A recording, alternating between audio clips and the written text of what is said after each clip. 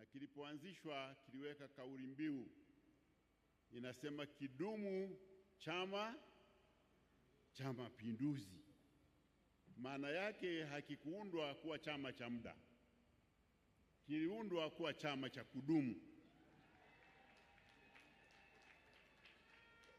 Na viashiria vya kudumu vya Chama cha Mapinduzi ni kwamba wakati katika kila zama kinapokelewa na vijana.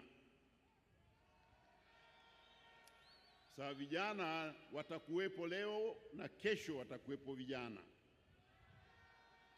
na kwa hiyo kitakuwa kinadumu kupitia katika vijana wa kila wakati huo. Ndugu mwenyekiti, salamu zangu za leo ni kwamba chama hiki kilirithi kazi kubwa kutoka vyama vilivyoasisi nchi yetu. Kazi kubwa zilizokabidhiwa kwa chama hiki, moja ni kulinda umoja wa Watanzania, ya pili ni kulinda amani, na ya tatu ni kuhakikisha wananchi wanapata maendeleo. Hizo ndizo kazi ambazo zinasababisha chama hiki kiwe cha kudumu, kwa sababu umoja wetu lazima uwe wa kudumu, amani yetu lazima idumu, na maendeleo lazima yaendelee kwa kudumu. Uamuzi wa leo wa kuweka jiwe la msingi ni utekelezaji wa maono ya siku nyingi ya kuwa na mahali ambapo chama hiki kitakuwa na anwani ya kudumu.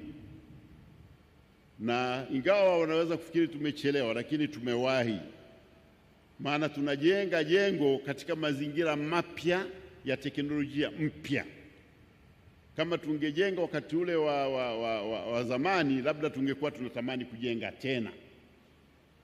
Kwa hiyo tunajipongeza kwa hilo, lakini kwako mwenyekiti Daktari Samia Suluhu Hassan, unaingia katika historia nyingine tena ya chama chetu, na kwamba katika kukidumisha na kukipa anwani ya kudumu, leo umeweka jiwe la msingi la chama hiki, na kila mtu atajua kinaishi wapi.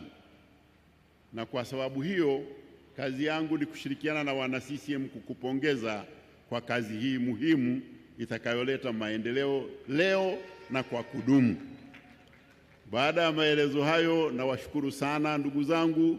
Namaliza kwa kusema kidumu Chama cha Mapinduzi.